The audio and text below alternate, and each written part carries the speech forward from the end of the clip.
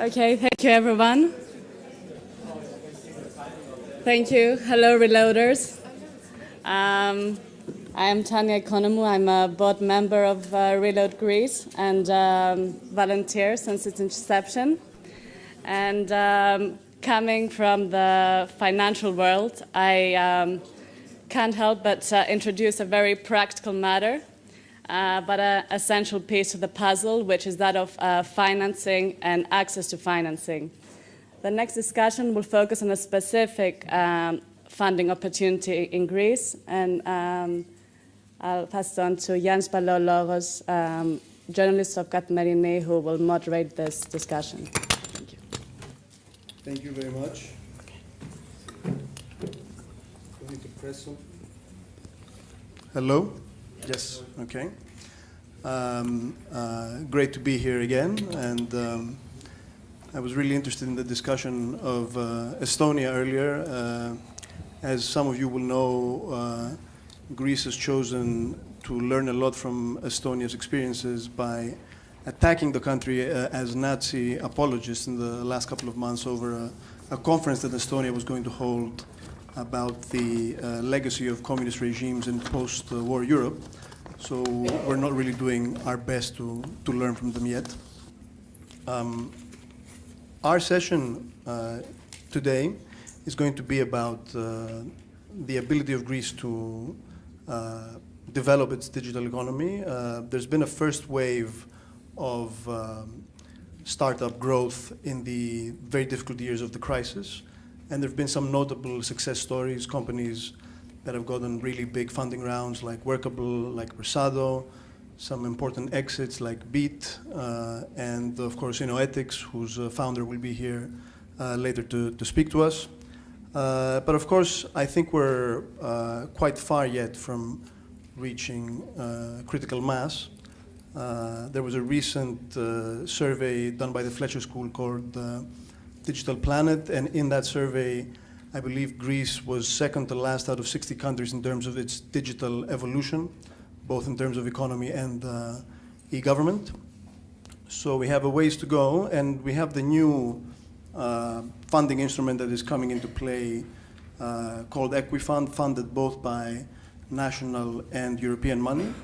And we have here two experts on this issue who will talk to us about this. Mr. Nicholas Jennett, who is the Deputy Director General and Head of the Greece Investment Team at the European Investment Bank, and Mr. Yannis Sakiris, who is Head of Division at the Department of Mandate Management at the European Investment Fund, which is was centrally involved in the first round of startup investment in Greece and will have a central role also in the second wave. So I'll begin with Nicholas, who will talk to us briefly about the EIB's role in fostering growth and where Equifund fits into all that. Okay. I think I'm on. Okay, well, thank you very much. Yeah, Kalimera, I'm the first person that's actually said that. But I mean, a bit unusually, I feel, Yanni, I feel a bit intimidated actually, because we've had fantastic presentations today from people who are really at the cutting edge of entrepreneurship, and we're just bankers actually, and bankers for lots of reasons need to be pretty modest these days. I mean, that said, modest because all we can do is finance the ideas. The ideas always need to come from entrepreneurs. And I was particularly pleased to hear today that a number of speakers have already recognized that, yes, of course, entrepreneurs in the private sector, but we also need entrepreneurship in the public sector as well.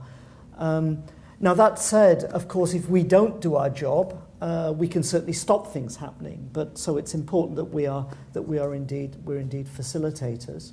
And in the European Investment Bank group, we're making a big effort to facilitate and change the way in which we facilitate in Greece. For those of you that don't know much about the EIB, you probably actually know a little bit more about it because of the discussions around how EIB, the role of EIB, its relevance in respect of Brexit, but let's put that on one side. We actually have a very simple business model. We are the bank of the 28. The European member states are our shareholders. We have an extremely simple business model. We issue bonds on world capital markets. They're AAA rated bonds, and we on-lend the proceeds of those bond issues on a not-for-profit basis to eligible projects across Europe. And we do that, and indeed worldwide, but principally Europe. And we do that really on a huge scale. I think this year we'll lend, we will issue, we will borrow and lend something like 70 billion euros, which is a significant sum of money in European context. It's macro significant.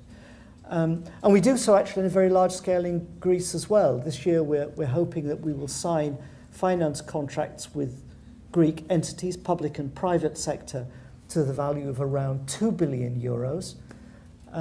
And overall, our exposure to Greece at the moment, bankers always talk about exposure, our exposure to Greece is 16 to 17 billion euros. It's around 10% of Greek GDP. That's mixing a stock and a flow, but nevertheless, it gives you an idea of significance. Now, we're best known in Greece for our financing of infrastructure projects. It was great to hear some of the infrastructure projects that we finance, like the road network, the metro, and others. Athens Metro mentioned in the previous presentations. But we're trying to change that a little bit, and in particular, we're trying to change it to reorient our lending towards private sector lending and private sector investment. We're doing that with the support of a really quite important European initiative called the Investment Plan for Europe, the so-called Juncker Plan, which is not very well known actually in the UK, although is extremely well known in other countries. And those of you that are living in Greece will know that it's very well known in Greece as well.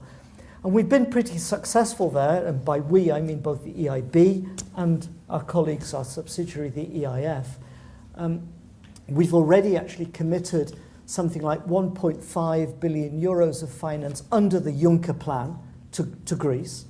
And there are only 6 countries in Europe that have achieved that level of Juncker Plan investment. And those 6 countries, you won't be surprised to hear, are France, the UK, Germany, Italy, Spain, and Poland. So Greece is up there with some big economies. And if you adjust what we've done under the Juncker Plan for Greece's GDP, Greece is right up there in podium position. Now, in terms of financing entrepreneurship, we're delighted that we've already got a small but growing portfolio of very innovative companies already in Greece, and this will grow over the years to come. On the public sector side, we were really proud last year to partner with the government to finance the new Hellenic Institute for Research and Innovation, which is a new initiative which EIB is providing 180 million euros to finance PhD students in Greece and postdoc scholarships and fellowships in Greece, with the idea of retaining scientific talent or attracting it back to Greece. This is really a first. And finally, and at this point, I know questions will come to my colleague Yannis Tsakiris, Equifund, which is, I think, Yanni, it would be fair to say, a game changer for Greece. Potentially, it will take Greece from a position right down at the bottom of the league table in terms of access to equity for startups, for growth, for tech transfer.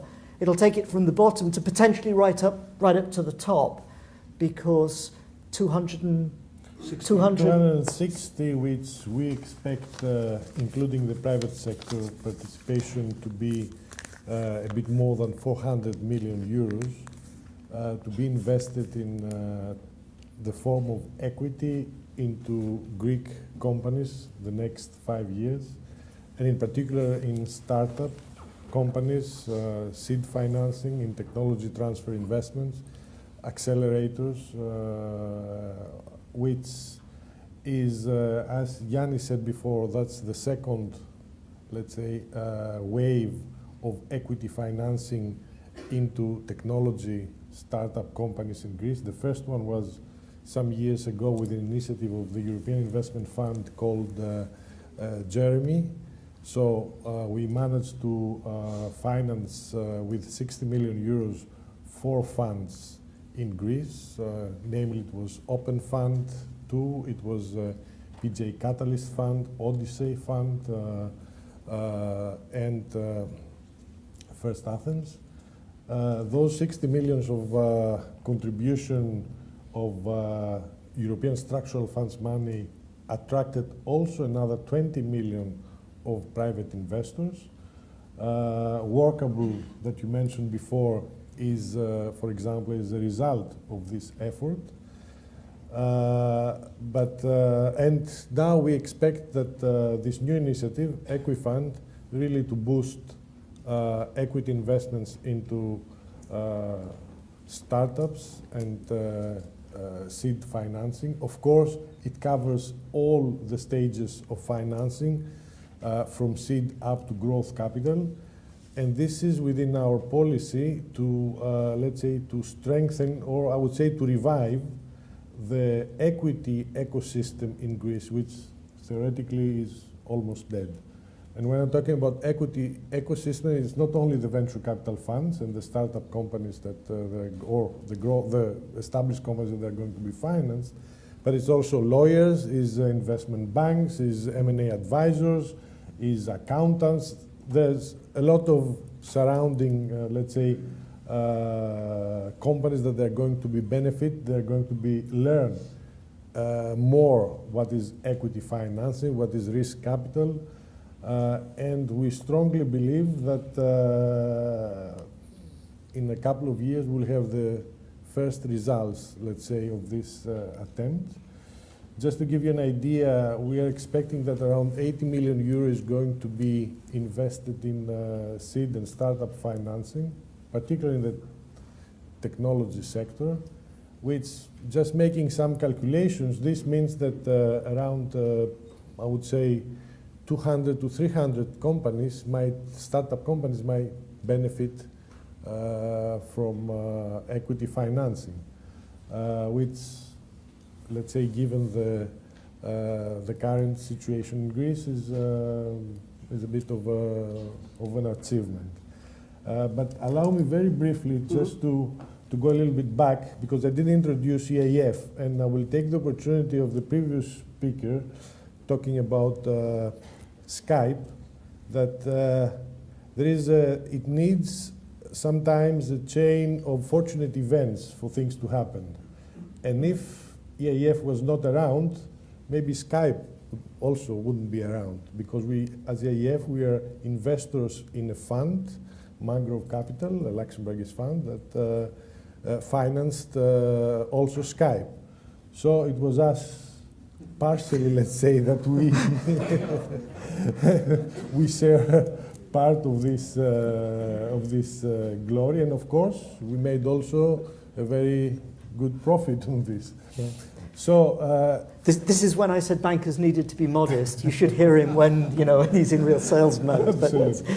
So we as EAF, our main target is to invest in private equity and venture capital funds across the European Union, which in turn those venture capital and private equity funds are investing into high growth, innovative companies, which, let's say, with our participation, are expecting to grow more and quicker.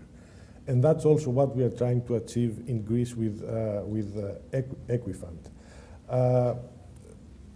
That's more or less in terms of figures. We as EAF, we have invested, let's say, so far we are currently invested in more than 500 venture capital and private equity funds, which in turn, let's say, they have invested in more than 15,000 companies throughout EU28. Let's talk a little bit about the Equifund specifically and how it differs from the previous round. Obviously, it's much bigger. What it learned from the previous round, and also whether you think that, obviously there have been significant strides that have been made in terms of the growth of the ecosystem since 2012, but Are we confident that the ecosystem is rich enough to absorb this large sum of investment? We're absolutely confident, and that's a lesson learned from the previous phase, where we saw that demand was by far bigger than the supply of funding that we were given. We are expecting to invest in 10 venture capital and private, up to 10 venture capital and private equity funds in Greece. And from the analysis and due diligence that we have done so far, it looks that not only money will be well absorbed, but would be good if, let's say, a couple of years down the road, we start preparing for the next, for the third round. So that's how we see it. Yeah. Mm-hmm. If I could just add Sure. one thing. I'm absolutely certain that that's right. Equifund is going to be a fantastic success. So the opportunity is there for Greek companies, but I mean specifically if we focus on the growth window. So these are companies which are established, but now need an equity injection to take them to their next level of performance. It's extremely important that Greek companies understand that there'll be a trade-off sometimes between growth and control. Exactly. And we're not going to talk about examples, but I mean I have seen examples in Greece of companies that actually are prepared to sacrifice growth in order to retain control. And I think this is also, I mean, going back to the a culture of growth and entrepreneurship. This is something that we need to keep on the radar. It's certainly been an issue also in the effort to restructure companies that are in difficulty. For We've example. often seen that Yeah. even though it's rational and it makes economic sense for the original owner to give up control, that hasn't been happening to the extent that it should to help the economy move. Another thing I wanted to ask both of you is, what about the aspect of the commercialization of research that's done? We have a lot of good basic research in Greek universities. Very little of that finds its way into startup companies. Is there something in Equifund that will help in that direction? Either of you? Yes, of course. The Equifund consists of three windows, which is one is the growth window, the early stage window, and the innovation window. Particularly, this innovation window is aiming at seed financing, technology transfer and acceleration, which by definition the majority of the pipeline comes from universities and research institutions. So while EIB has financed the research institute, which is going to provide fundamental research elements into the Greek, let's say, knowledge base.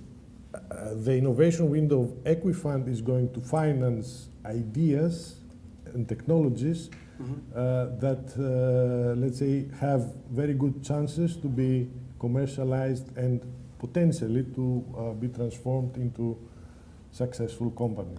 So it's one of the key policies that we have. Yeah, Nick? I mean, we see this very much as part of a coherent continuum that we're trying to finance now from this first time. I mean, we talked a lot about investing in the importance of investing in human capital, but through the 180 million euros that we're making available for the Hellenic Institute, this is nothing other than human capital investment. It's literally financing a number of PhDs and in the next round, postdoc researchers who would otherwise have done their research outside Greece, bringing that back to Greece.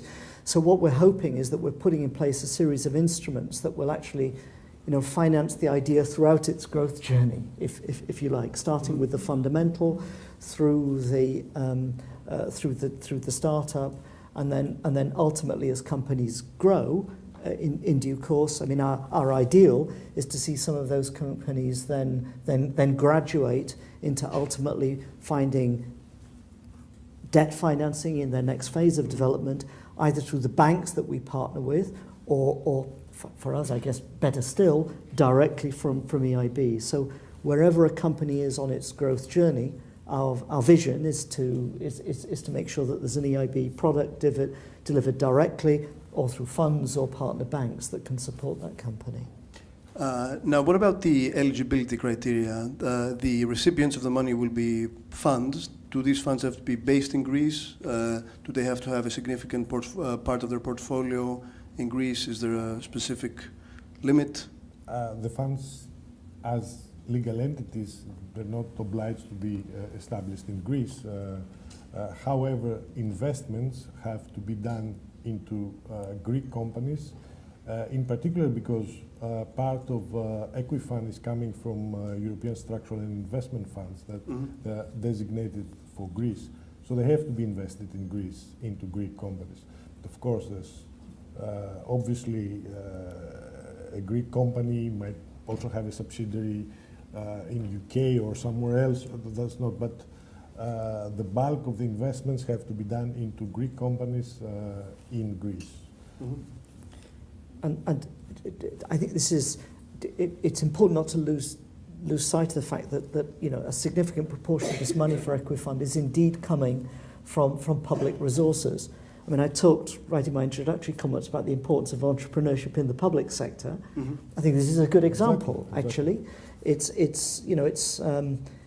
smart finance for what we hope are going to be smart investments, and this is in contrast to using public resources through grants, which essentially often tend to crowd out. This finance is explicitly designed to crowd in, to leverage. And of course, the intention is that money will ultimately be recycled and will be used again and again and again. So, entrepreneurship on the public sector side as well as in the private sector side is important. And that's, if I may sure. add, that's very good for Greece to see that those money, also the previous one from Jeremy, was provided to EIF, the European Structural and Investment Fund, were provided by the Ministry of Development. So it shows that also public sector, let's say administration in Greece, some parts at least of it, they understand the importance of financing, in particular, startups and technology companies. And that's why, let's say, from the policy perspective, they have decided, instead of grants, to create financial instruments which are revolving and which they are targeting specific Now, I just want to, before we turn to the audience, and I hope there will be interesting questions, but I just wanted to get a quick take from both of you on where this fits in to the wider Greek recovery story. Well, look, as we've heard already today, the wider Greek recovery story has got to be based on a vision of what kind of country Greece wants itself to be. I mean, as economists, I'm an economist by background, and we talk, when people say, well, where should investments go? You talk about the comparative advantage of a country, and clearly Greece has significant comparative advantage in areas like tourism, as we've heard, in areas like agriculture and agribusiness. I see absolutely no reason why tech companies shouldn't be an important part of the comparative advantage that Greece has to offer going forward. That requires the enabling sources of funding. So it's early to answer that question, but I sincerely hope the answer is, it will prove to be a very important part of that. I think that there is a great, as we speak, there's a great momentum in Greece. You saw also before, it's not only EIF and EIB, there's, I would say, part of this momentum. You saw, Gordon, what he was saying about Bloomberg Associates, what they're trying to do. There are several other initiatives going on, financing initiatives, small but very important one. For example, the program of NBG seats of National Bank of Greece that they're supporting some companies, a lot of competitions for business ideas and so on and so forth.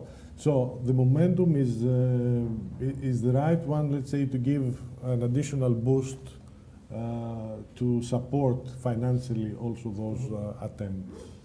All right, great. So we're opening it up for questions now. According to Malkoudzi's rules, short questions instead of statements, and please state who you are. The floor is yours. Professor. Hi, thank you. I'm wondering whether Greek companies, the ones that have the startups that have been successful in the last few years, that probably have some degree of input into, I wonder whether they're being sold perhaps too cheaply. We think of Taxibit as a great success, but they started at about the same time as Uber, and Uber probably is worth more. So I'm wondering, do you see yourselves having a role in kind of forcing a little bit the internationalization, the globalization of these companies that you invest in through the funds that you invest in? Or are you fairly agnostic about what happens after you invest? No, we're not agnostic at all, because we are monitoring the funds, and usually when a fund is getting the seal of VAF, it's something that it's, let's say, recognizable, at least at a pan-European basis. But what I would like to say is that it's a bit of, I don't know if you take your example, Taxibit was sold cheaply, or some other companies. I think when it comes to M&A, it's the market is fully, according to me, is fully efficient. So let's say potential discounts in a company have very little to do with Greece or with the country that the company is incorporated, particularly technology companies that, let's say, market is global, and today Taxibit might be in Greece, but tomorrow might be in Italy or somewhere else. So I would say that it's not, I don't see it as a major issue. Just you want to add? Just as a follow-up, if I may, and stealing back the floor, do you think Greece in the medium term should hope to develop also growth funds, i.e. funds that don't only do pre-seed or seed capital, but also help companies become big and stay at home? Because all the successes so far have either moved their headquarters. Is it realistic? Yes, there is not only realistic, but as I said before, Equifund has a dedicated window to growth funds, which they're supporting established big companies that are of high growth. They have business plans. Unfortunately, there is primarily lack of debt financing in Greece. Banks, they're not so eager to lend. So equity is an alternative for them. We have already invested in two funds in Greece, growth funds, one which is Diorama and another one which is Southbridge, mezzanine funds. So we are there, and we continue to be there, because particularly for exporting companies that they have a market to serve, proven market, but they don't have either the working capital to finance the exports or the investment capital to expand their facilities. We are there to help them grow faster. Yeah, but I think this is where this point about the trade-off between control and growth sometimes comes in. I mean, I have met companies in Greece that approach EIB for debt when they're not a debt proposition at the moment. What they require is an equity injection. And you have the discussion with the company, it becomes clear that the reason... An equity discussion, which would mean losing control to a significant extent. Whether it's significant, to some extent, okay?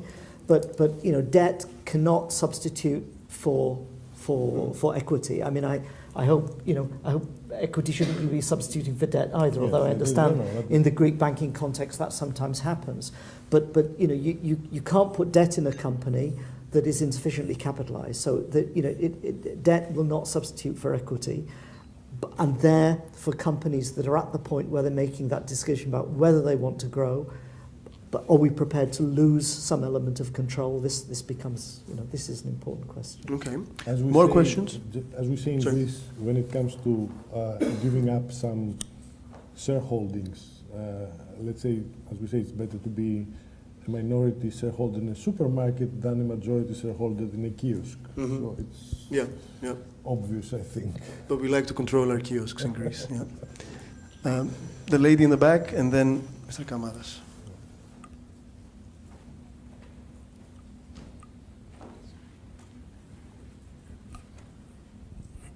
Thank you very much. My name is Kira, and I would like to ask whether a criterion for financing public sector investments, such as the ones that the scholarships that you mentioned twice, beyond the economic viability of the project, is also the transparency with which the funds are spent by the public sector.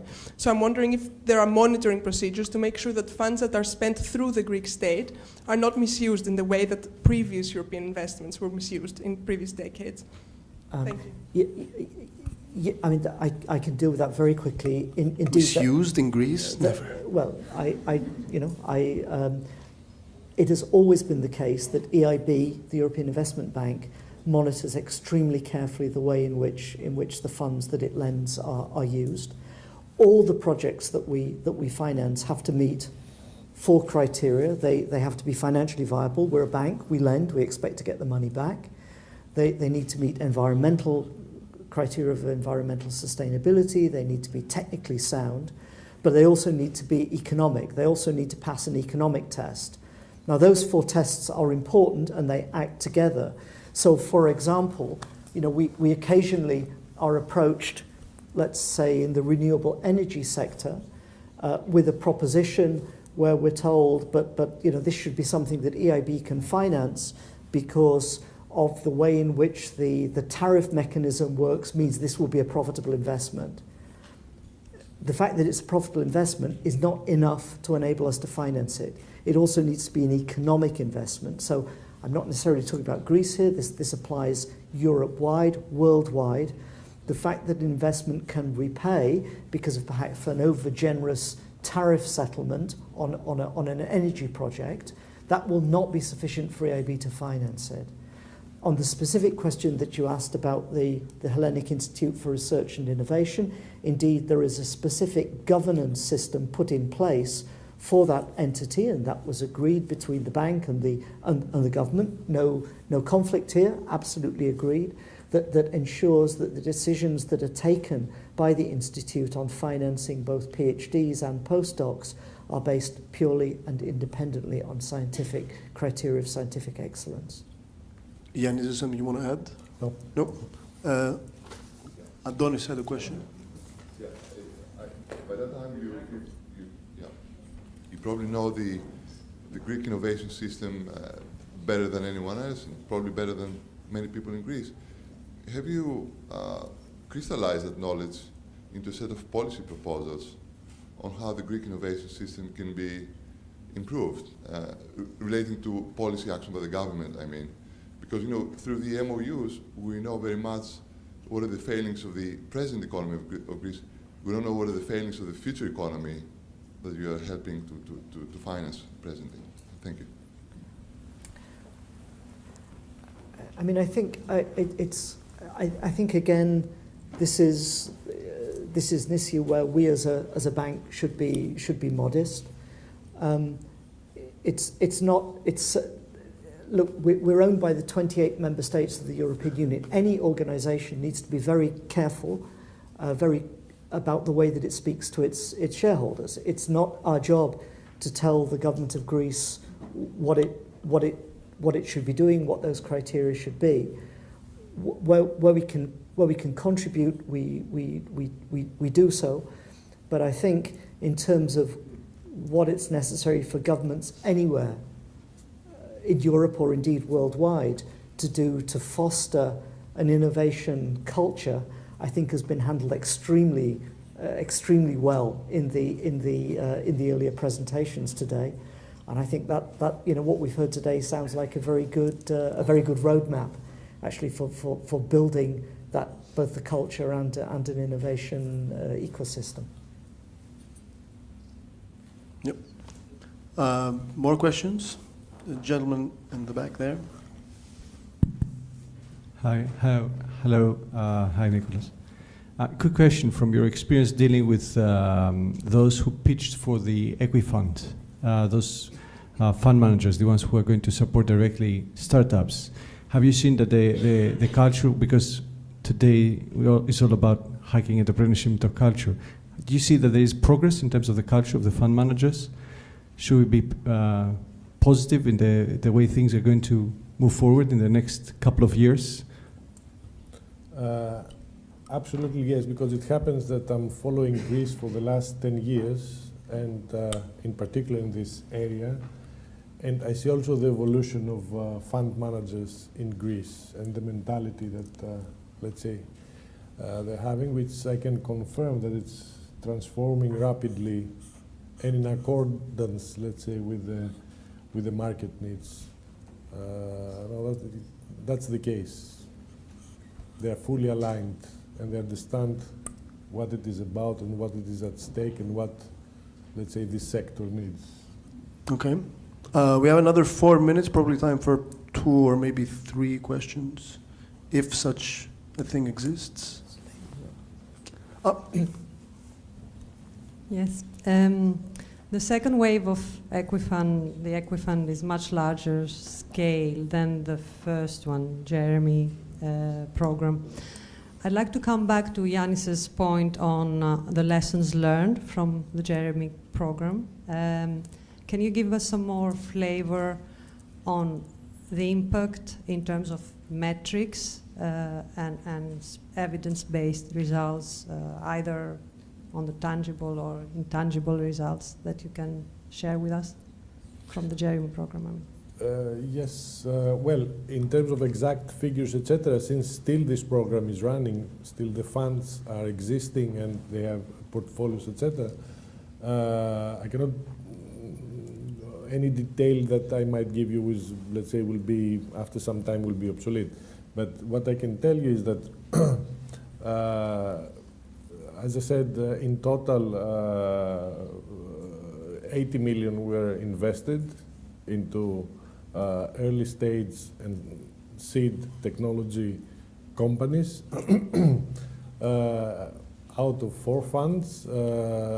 If I recall well, there was in total around 100 companies or a bit less financed, but I need to check. Out of these companies, some have failed very quickly. Some have are still in a gray zone, and some have excelled and have grown significantly. Some have already been exited, meaning that fund managers that finance those companies have already sold the interest to other investors, which means that companies will continue to grow.